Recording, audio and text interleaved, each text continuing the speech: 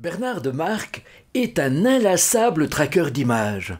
Même en vacances, même à Madère, il ne peut s'empêcher, pour notre plus grand bonheur, de saisir des instantanés de vie, des parcelles de conscience aiguisées.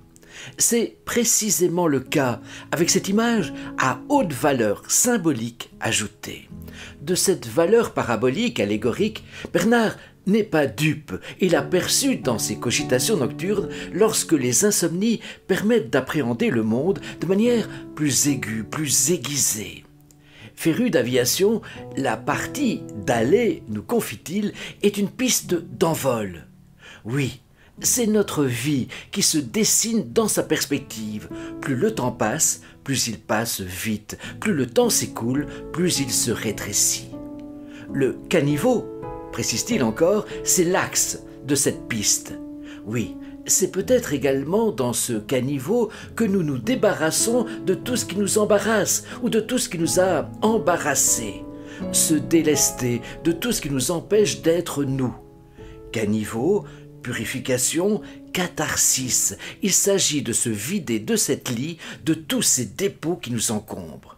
Évacuer nos vilainies, nos impuretés, nos imperfections. Se détacher, se dégager de toutes les choses inutiles, de toutes les choses futiles, de l'inessentiel.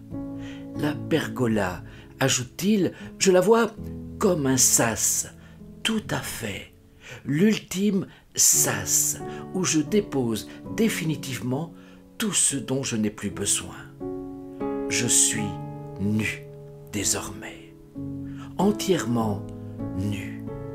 C'est le moment charnière entre l'obscurité, le gris dallé de notre vie et la clarté azurée qui s'ouvre et s'offre à notre regard. Passage du fini à l'infini, plus de temps, plus d'espace. Toute protection, mais désormais inutile, nous avoue encore Bernard.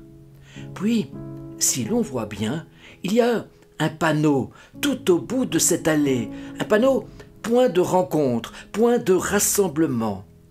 Bienheureux panneau posé là.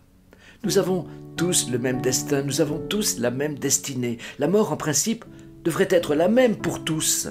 La mort nous place tous sur un pied d'égalité. Nous nous élançons alors vers l'infini.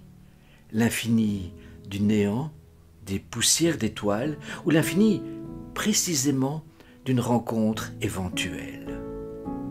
Bernard écrit « Je quitte la terre et ses eaux calmes pour un océan peut-être tumultueux, mais surtout inconnu. » Je te remercie, bien cher cousin Bernard, d'avoir songé à donner une dimension philosophique et même métaphysique à cette très belle photo tirée en mai 2024 à Madère. Hôtel Vidamar, Funchal, Estrada Monumental.